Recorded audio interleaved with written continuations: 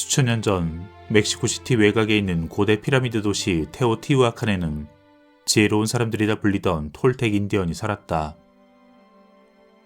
미겔은 이 톨텍의 정신을 물려받은 깨달은 자 나구알이었던 할아버지로부터 그 가르침을 들으며 자랐다.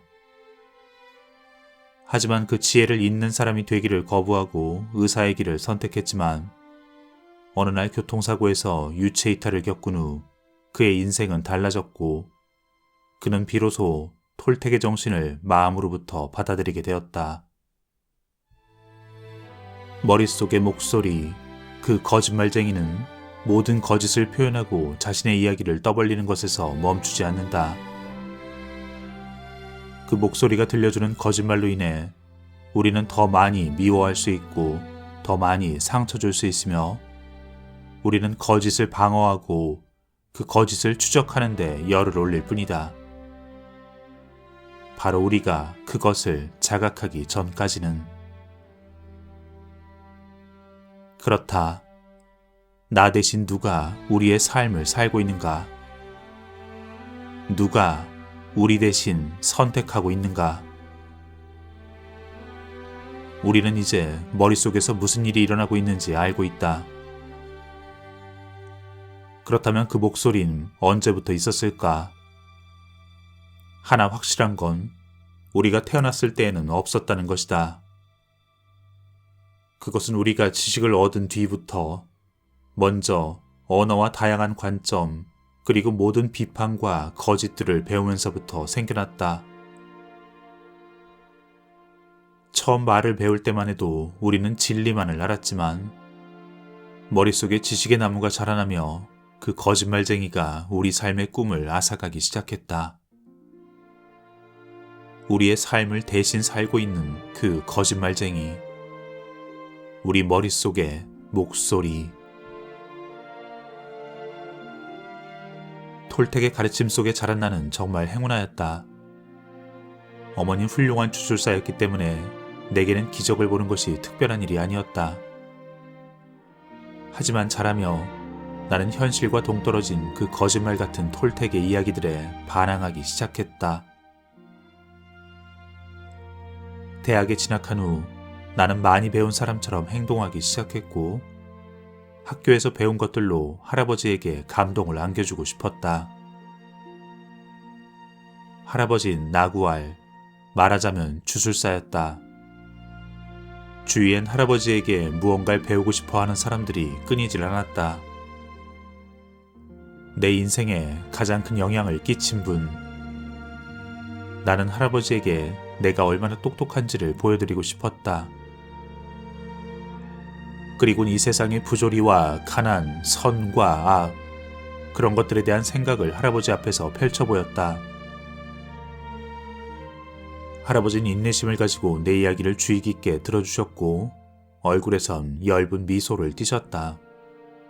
순간 나는 깨달았다. 내가 조금도 할아버지를 감동시켜드리지 못하고 있음을. 미겔, 아주 훌륭한 이론들을 배웠구나. 하지만 그런 것들은 한낱 이론일 뿐이란다. 나에게 들려준 이야기는 모두 지어낸 이야기일 뿐이야. 진리가 아니지. 사람들은 이 우주에 엄청난 갈등이 존재한다고 믿고 있어. 선과 악의 갈등. 하지만 사실은 그렇지 않단다. 갈등이 존재하는 건 사실이야.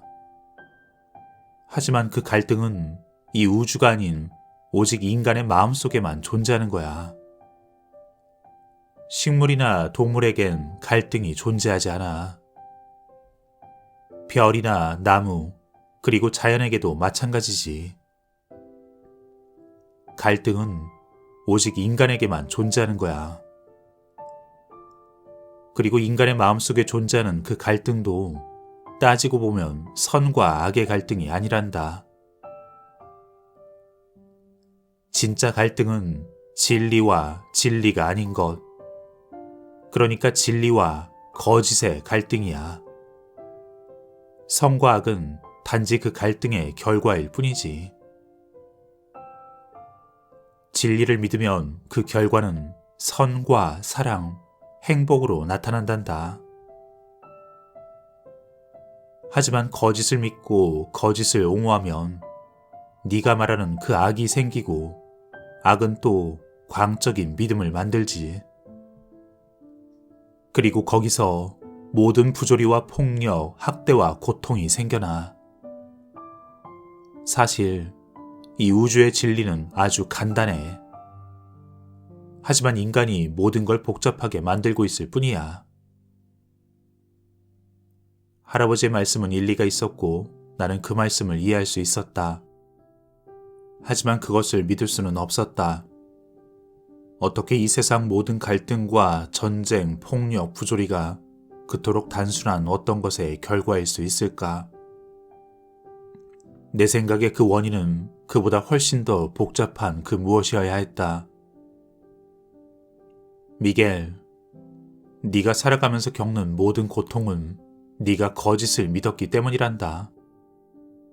결국 너 자신의 문제라는 얘기야. 네가 믿은 최초의 거짓은 너는 네가 아니라는 것이었지. 네가 선하지 않고 완전하지 않다는 것, 바로 그거란다. 하지만 우린 완전한 몸으로 태어나 완전하게 자라고 완전하게 떠난단다. 왜냐하면 오직 완전한 것만이 존재하기 때문이야. 너 스스로 완전하지 않고 다른 사람들 역시 완전하지 않다는 것이야말로 엄청난 거짓말이지. 그러니까 사람들은 절대로 도달할 수 없는 완전한 이미지를 찾고 있는 거란다. 그런 식으론 절대 완전함을 찾을 수가 없어. 왜냐하면 그 이미지는 거짓이니까. 너는 너의 믿음으로 그 거짓을 키우고 또 그 거짓을 유지하기 위해 엄청난 거짓의 사원을 짓고 있는 거야. 사실 그때까지 할아버지가 나에게 엄청난 기회를 주고 있다는 것을 깨닫지 못했다. 할아버진 따스한 눈길로 나를 바라보며 말씀하셨다.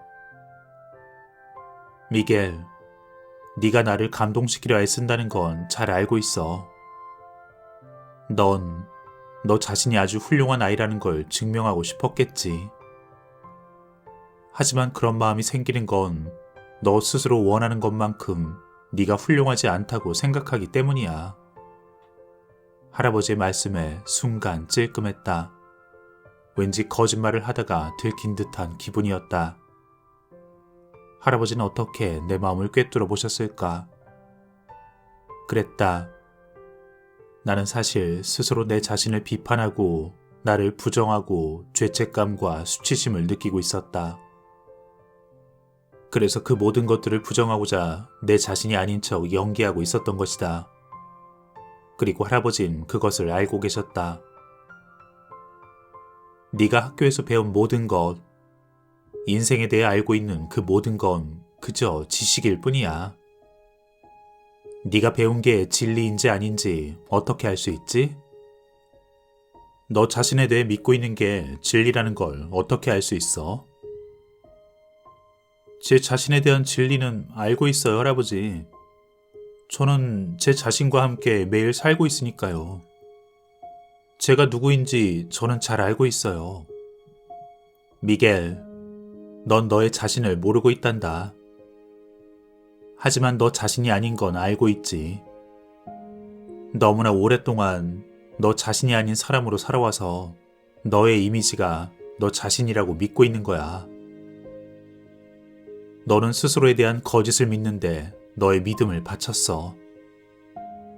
하지만 그건 하나의 이야기일 뿐 진리가 아니야. 미겔, 너를 강하게 만드는 건 너의 믿음이란다.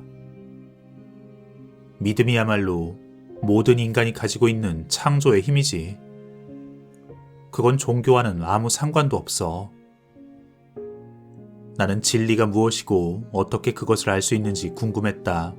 할아버지가 답해 주셨다. 진리는 체험을 통해서만 알 수 있는 거야. 인간은 자신이 깨달은 걸 기술하고 표현하고 설명하고 싶어 하지만 우리가 진리를 체험하면 그걸 표현할 수 있는 말은 없단다. 누구든 이것이 진리라 말하는 사람이 있다면 그가 말하는 것이 무엇이든 그건 진리가 아니야. 그건 말로 설명하려는 순간 우린 그걸 왜곡하게 되니까. 그러면 그건 더 이상 진리가 아닌 그냥 이야기일 뿐이지. 잘 들어.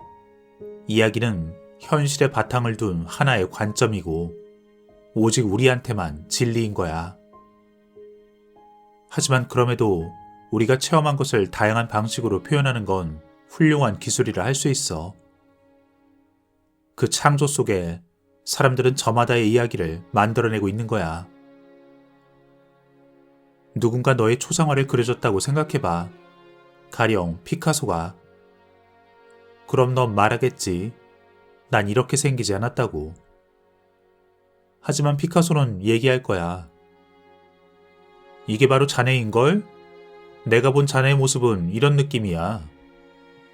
미겔, 인간은 누구나 피카소란다. 인간은 그렇게 또 누구나 이야기꾼인 거야. 피카소가 그림으로 했던 걸 우리는 말로 할 뿐이야. 우리의 내면과 그 주변에서 일어나는 일들, 그것들을 보고 자신이 본 것으로 자신만의 이야기를 만들어 나가고 있는 거지. 그런데도 왜 사람들은 자신의 이야기를 다른 사람에게 강요해야 하는 걸까? 그게 진리가 아닌데도 말이야. 그걸 이해한다면 미겔, 넌 더 이상 너 스스로 믿는 걸 옹호할 필요가 없다는 것을 알게 될 거야. 그리고 내가 옳고 다른 사람을 틀리게 만드는 게 중요한 일이 아니라는 것도 알게 될 테고. 사람은 누구나 예술가이고 이야기꾼이야. 이 사실을 기억하렴. 그들이 무엇을 믿든 그건 그들의 관점이야. 너와는 아무 상관도 없단다. 나는 세월이 흐른 뒤에야 할아버지의 미소를 이해할 수 있었다. 할아버지 역시 나만한 나이였을 때 어른들에게 인정받고 싶었던 자신의 모습을 나에게서 보셨으리라. 할아버지와의 대화 뒤 나는 세상을 새롭게 이해하기 시작했다. 내 삶을 더욱 이해하고 싶었고 내가 언제부터 거짓을 믿기 시작했는지 알고 싶었다. 하지만 그건 쉬운 일이 아니었고 그날의 대화를 완전히 이해하는 데에는 오랜 시간이 필요했다. 그리고 나의 진정한 모습이 무엇이고 내가 지금 믿고 있는 것들이 무엇인지를 깨닫기 위해서 나는 과거의 기억을 찾아보기 시작했다. 그리곤 거기서 우리가 불완전하다는 그 거짓말을 알아차렸다. 어린 시절 마침내 언어를 완전히 습득했을 때 주변 사람들은 내가 누구인지를 말해주기 시작했다. 내가 나를 알아가는 과정은 그렇게 나를 둘러싼 그 이야기꾼들의 의견을 듣는 것으로 시작되었다. 내 육체로 살아가는 사람은 바로 나였음에도 나보다는 다른 사람의 말을 더 믿었던 것이다. 학교에 들어가자 이번엔 선생님이 내가 누구인지 말해주었다. 내가 어떤 모습이 되어야 하는지까지 알려주셨고 나는 그 말에 동의했다. 여러분, 훌륭한 사람이 되고 성공하기 위해선 열심히 공부하세요. 세상은 승자와 패자로 나뉩니다. 나는 승자가 되어야겠다 결심했고 그 내용은 머릿속에 저장되었다. 미겔, 착한 아이가 되려면 이렇게 해야지. 그렇게 행동하지 않으면 나는 착한 아이가 될 수 없었다. 그리고 문제는 바로 거기에 있었다. 내가 듣는 그 모든 말의 이면에 말로는 표현되지 않는 그러나 내가 알 수 있는 암묵적 메시지가 들어있다는 사실을 그때는 깨닫지 못했다. 그것의 이면엔 다음과 같은 뜻이 있었다. 넌 어딘가 부족한 사람이야. 그건 문제가 있다는 뜻이지. 그랬다. 훌륭한 사람이 되려면 열심히 공부해야 한다는 그 말은 지금 내가 훌륭하지 않다는 뜻을 내포하고 있었다. 어딘가 부족한 것이었다. 그것은 잠재의식에 프로그래밍 되었고 나는 그 순간부터 대부분의 다른 사람들처럼 완전함의 이미지를 내 밖에서 찾기 시작했다. 그렇게 내가 나 자신의 길을 멈춘 순간, 그리고 내가 아닌 다른 모습을 연기하는 순간, 나에 대한 가짜의 이미지가 만들어지기 시작했다. 그리고 거기로부터 천국에서 멀어졌고, 거짓에 대한 나의 믿음은 위력을 발휘하기 시작했다. 그것은 기적처럼 내 주변의 모든 것에 영향을 미쳤고, 나는 가족을 만족시키고 선생님을 만족시키기 위해 열심히 공부했다. 하지만 그것뿐이 아니었다. 세상은 내 외모가 어떤 모습이어야 하는지, 어떤 옷을 입어야 하는지 가르쳐 주었고, 더 많은 영웅과 악당의 이미지를 보여주었다. 나는 사람들이 승자가 되기 위해 노력하는 것을 보았다. 그들은 완벽해지고자 애쓰고, 중요한 사람이 되고자 애쓰고, 자기 자신이 아닌 그 무엇이 되고자 애쓰는 것을 보았다. 나도 거기에 동참하며 내 자신 스스로 못마땅한 사람이 되어가고 있었다. 내 가치를 스스로 증명해야 한다는 생각에 A학점을 받고 스포츠에서 최고가 되고 모든 분야에서 최고가 되려 노력했다. 처음엔 주위의 인정을 받기 위해, 나중엔 스스로 인정받기 위해서.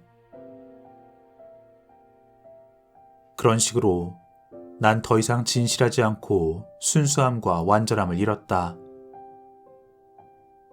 나에게 무엇이 이로운가를 의사결정의 기준으로 삼지 않고 오직 다른 사람들을 만족시키는 것이 더욱 중요했다. 점점 더 사람들이 내게 바라는 모습을 연기함으로써 그들을 만족시키려 했다. 그리고 한 걸음 더 나아가 사람들의 의견을 묻기 시작했다. 내 모습이 어떤지, 나를 어떻게 생각하는지, 내가 훌륭한 학생인지, 누군가의 격려가 필요했고 누군가 나에게 넌 정말 훌륭하구나 하고 말해주기를 바랐다. 누군가의 인정이 필요했던 것이었다. 그리고 스스로를 주변 사람들과 비교하기 시작했다. 저 사람들은 나보다 훨씬 낫고 이 사람들은 나보다 못해. 나보다 못한 사람들을 보면 기분이 조금 나아졌지만 그 반대의 경우엔 기분이 좋지 않았다. 그러다 문득 거울을 보면 맙소사, 나는 내 모습이 마음에 들지 않았다. 진실로 스스로를 사랑하지 않았던 것이다. 나 자신을 거부하면서 겉으로만 나를 사랑하는 척했을 뿐이었다. 그렇게 오랜 연습을 거친 끝에 나는 내 가짜의 모습을 진짜라고 믿게 된 것이었다. 결국 이 사회에서 인정받고자 노력한 끝에 나는 의사가 되었다. 하지만 내가 승자가 되었을까? 절대 그렇지 않았다. 나는 여전히 무언가 부족하다 느꼈다. 오랜 시간에 걸쳐 밖에서 주입된 그런 이미지들을 계속 연기했지만 나는 거짓말을 연기하고 있었던 것이었다. 내가 훌륭하지 않고 무언가 부족하다는 사실에 동의했던 바로 그 순간, 미겔, 이런 사람이 되어야지라는 그 말을 들으며 실제의 나 자신은 그렇지 않다고 생각한 그 순간부터 내 삶의 고통이 시작되었던 것이었다. 사람들의 이해와 인정, 사랑을 원했지만 내가 들었던 모든 말들이 단지 그들의 지어낸 이야기일 뿐이라는 사실을 알지 못한 채 나는 계속해서 완전함을 추구했다. 하지만 그 밖의 이미지로는 끝내 완전해질 순 없었다. 그럼에도 그 완전함의 이미지에 사로잡혀 몸부림치다 결국 그것을 포기하는 사람이 얼마나 많은가. 그렇게 우리는 스스로가 나고자이며 절대로 성공할 수 없으리라는 사실을 받아들이고 외부의 모든 것을 비난하기 시작했다. 우리가 아닌 것이 된다는 것, 우리가 아닌 것을 연기한다는 것, 그것은 정말 어려운 일이다. 나는 스스로 행복하고 강하며 훌륭한 사람인 척 연기하곤 했다. 하지만 그런 삶은 진정한 행복을 주지 못했고 결국은 질 것이 뻔한 게임이었다. 인간은 절대 자신이 아닌 것이 될 수 없다. 인간은 오로지 그 자신일 수 있을 뿐이다. 오직 그뿐인 것이다. 내가 진정한 나이기 위해선 그 어떤 노력도 필요치 않다. 자신의 모습에 대해 변명할 필요도, 우리가 아닌 것이 되기 위해 애쓸 필요도 없다. 그저 말을 배우기 이전 그 본래의 순수함, 그 본래의 완전함으로 돌아가기만 하면 되는 것이다. 우리는 진리 속에 태어났지만 거짓 이야기를 믿으며 성장했다. 바로 그것이 전 인류의 고통이며 이야기꾼들의 문제. 그 중에 가장 큰 거짓말. 그것은 우리가 불완전하다는 것. 하지만 우리는 깨어남을 통해 그 이야기를 바꿀 수 있다. 한 걸음, 한 걸음, 다시 진리로 돌아가는 것이다.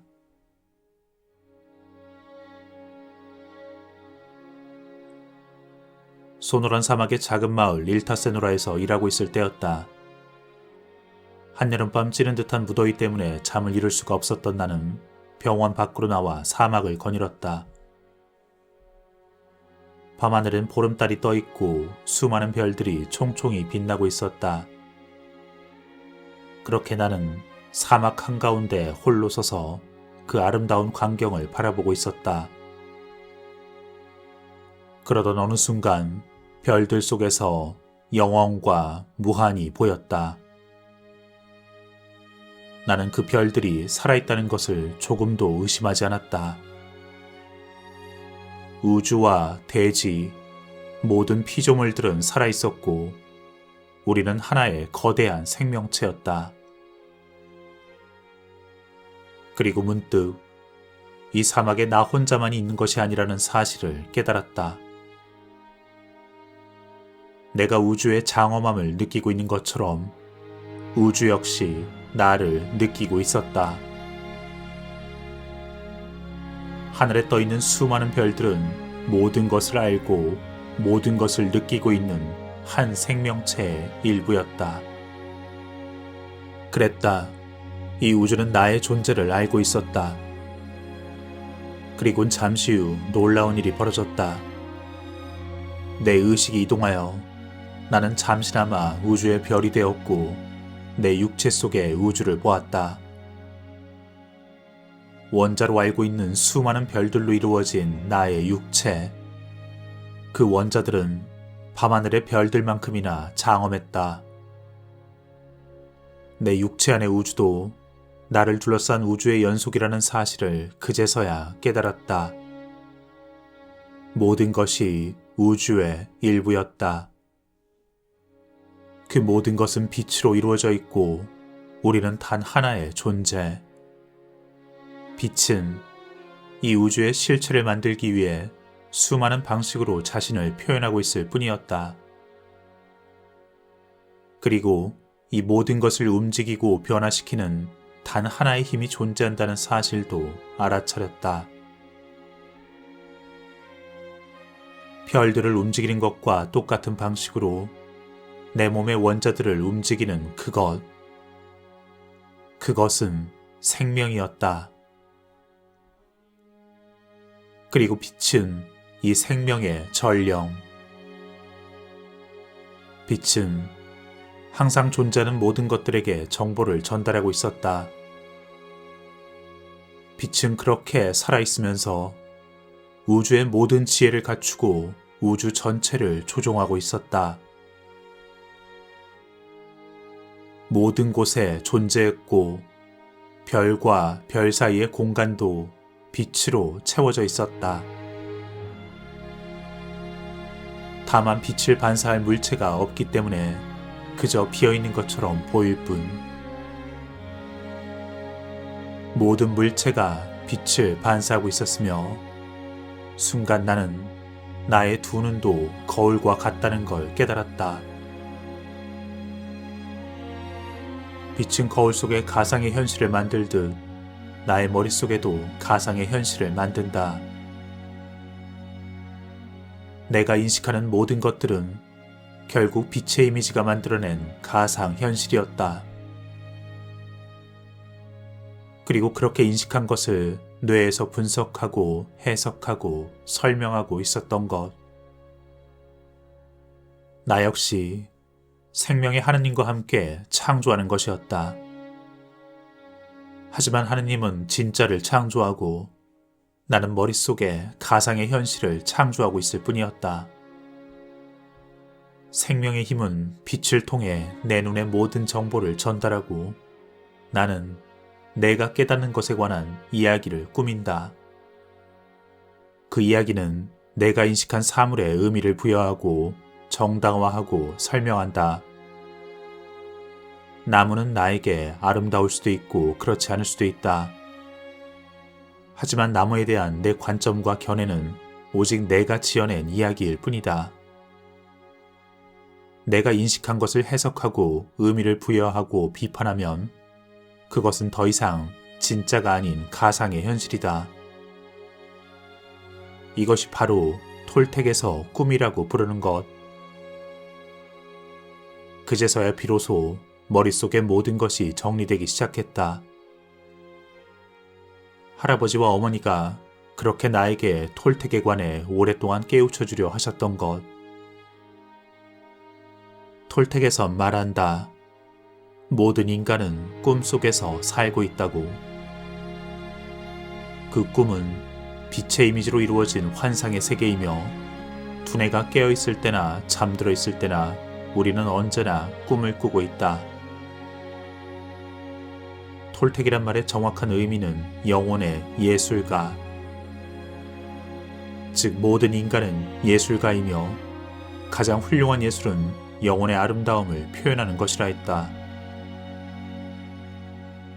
이 꿈의 세상에서 모든 인간은 모든 것을 한계 없이 창조할 수 있는 예술가인 것이다. 그 창조성의 발현이야말로 신의 생명의 힘을 표현하는 것. 우리에게 주어진 삶을 어떻게 살아갈 것인가? 이것이 우리 삶의 예술이며 창조의 능력을 가진 우린 우리가 말하는 모든 것, 느끼는 모든 것, 그리고 행하는 모든 것들을 통해 그 신의 생명의 힘을 표현한다. 당신은 삶이라는 꿈을 꾸며 당신이 인식한 모든 것에 대해 반응하고 이해하려 노력한다. 그리고 그것을 머릿속에 저장된 지식에 의존하여 자신의 방식으로 설명한다. 모든 사람의 인식은 각자 다르기 때문에 당신은 당신이 만든 이야기 속에 살며 나는 내가 만든 이야기 속에 살고 있다. 다시 말해 당신의 이야기는 당신의 현실이다. 그리고 오직 그것을 창조한 당신에게만 진리인 가상 현실인 것이다. 모든 인간이 저마다 하나의 우주. 나는 비로소 이 말의 의미를 깨달았다.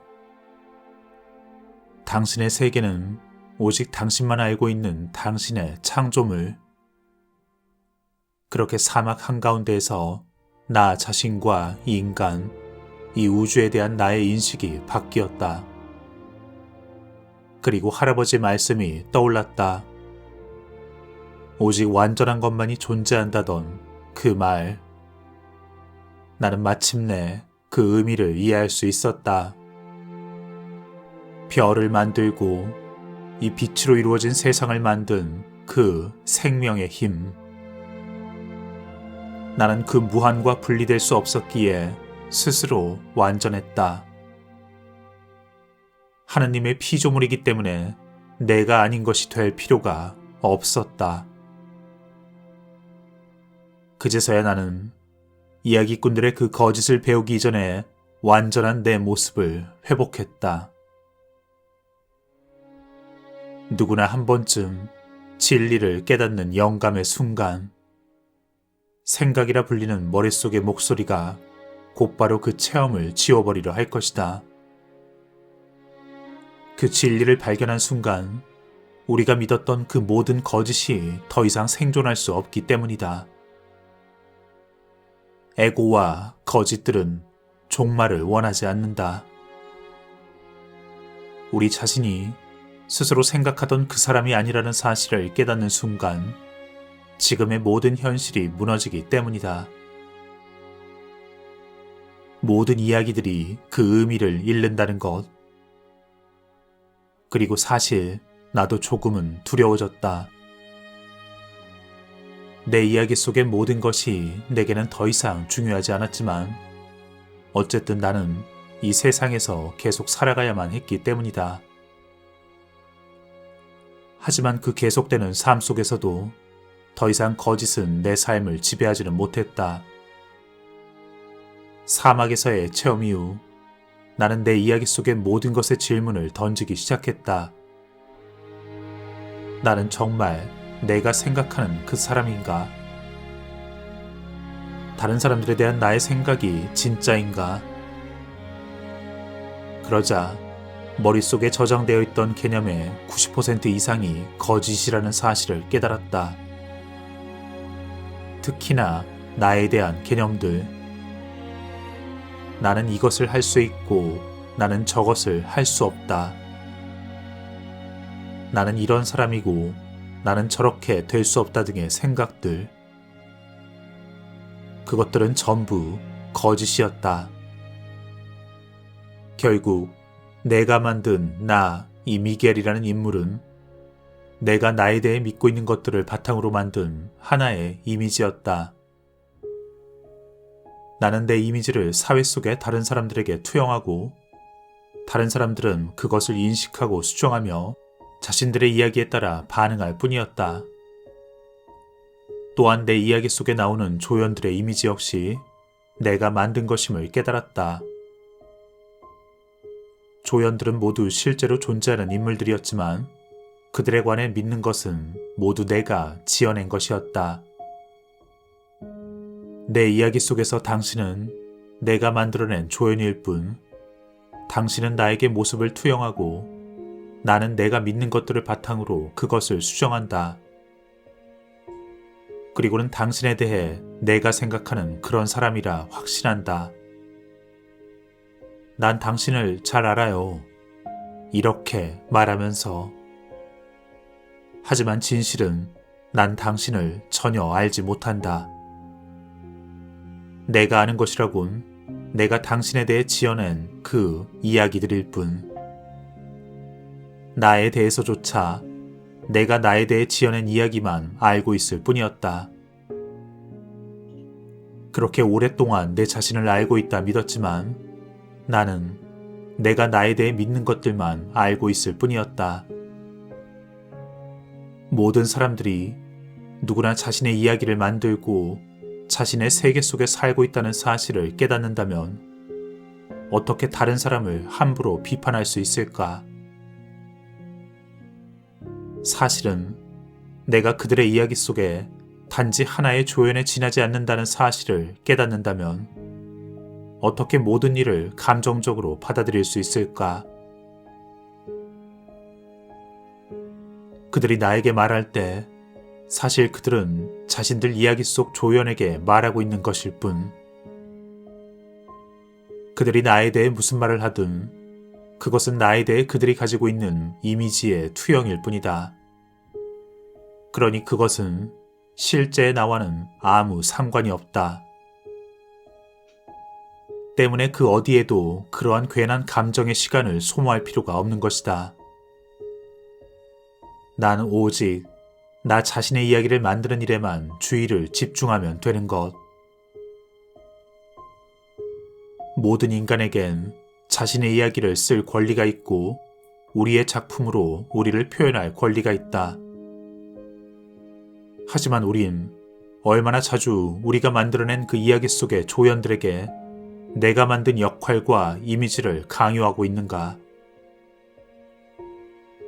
우리가 만들어낸 이미지의 배우자가 맞지 않을 때 우리는 분노하고 상처받고 그리고 더욱 지배하려 한다. 무엇을 해야 하고 무엇을 하지 말아야 하는지, 무엇을 믿고 무엇을 믿지 말아야 하는지를 가르치며 심지어 걸음걸이와 옷 입는 방식, 말하는 방식까지 가르치려 한다. 100년을 산다 해도 이 현실에서의 육체의 삶은 무척 짧다. 앞선 모든 사실을 깨닫고 나서 나는 사랑하는 사람들과 부딪히느라 더 이상 시간을 낭비하지 않기로 했다. 나는 그들을 즐기고 싶었다. 그들이 어떤 생각을 가지고 있는지 알아내려 하기보단 그저 있는 그대로의 그들을 사랑하고 싶다. 그들이 만든 이야기가 어떤 것이든 나에겐 중요하지 않다. 그들의 이야기가 내 이야기와 일치하지 않는다 해서 개의치도 않으며 나는 그저 그들의 존재를 즐길 뿐이다.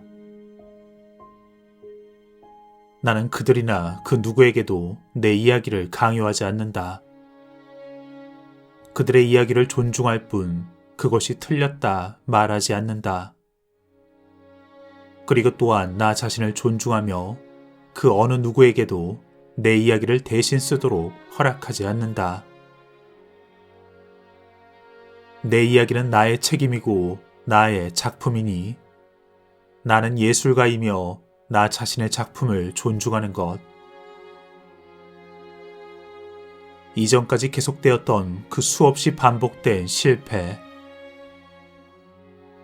그것은 내 이야기 속의 조연들까지 모두 바꾸려 했기 때문이었다. 그 조연들을 바꾸면 내 이야기를 바꿀 수 있다 생각했었지만 진실은 전혀 그렇지 않았던 것이다. 문제는 조연들이 가지고 있는 것이 아니라 내가 그들에게서 보고 믿는 것들 뿐이었다. 이야기를 바꿀 수 있는 방법은 오직 하나. 자신에 대한 믿음을 바꾸는 것. 우리 자신에 대해 믿고 있던 그 거짓을 버릴 수 있다면 우리가 다른 사람들에 대해 믿었던 그 거짓도 마치 마법처럼 달라진다. 그렇게 되면 우리 이야기 속의 조연들도 달라진다. 아니, 사실 정확하게는 그들을 보는 당신의 시각이 달라진다. 그 시각이 달라져 우리가 그들에게 투영하는 이미지가 달라지고 결과적으로 우리를 대하는 그들의 태도가 달라지는 것이다. 당신의 이야기를 바꿀 수 있는 사람은 오직 당신뿐이다. 결코 밖에서 찾지 말라. 오로지 먼저 자신과의 관계를 변화시켜야 한다. 이 우주의 생명의 힘은 당신이 변할 때마다 그 새로운 주인공에 맞춰 이야기 전체를 바꿔줄 것이다.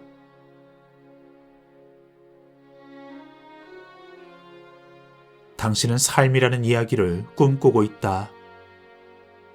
단언컨대 그것은 예술 행위. 당신의 예술은 이야기를 만들고 그것을 나누는 것. 내가 오늘 당신을 만난다면 나는 당신의 이야기 이면에 있는 진짜 당신의 모습을 볼 것이다. 당신의 몸을 빌려 그 예술을 표현하는 신의 생명의 힘을 당신의 이야기는 어쩌면 영화로도 만들 수 있을 만큼 멋진 것일 수도 있다. 우리 모두는 천부적 이야기꾼이니. 당신이 무슨 이야기를 하든 나는 그것을 믿을 수도 있고 믿지 않을 수도 있지만 난 그 이야기를 존중하고 듣고 즐길 것이다. 하지만 언제나 기억해야 한다. 깨어남 없이는 우리가 스스로 이야기를 써나갈 수 없다는 것. 그 이야기는 너무나 막강해 그 자신의 의지대로 이야기를 써나가기 때문이다. 하지만 우리가 깨어난다면 우리는 그 이야기를 쓰는 힘을 다시 회복할 수 있을 것이다.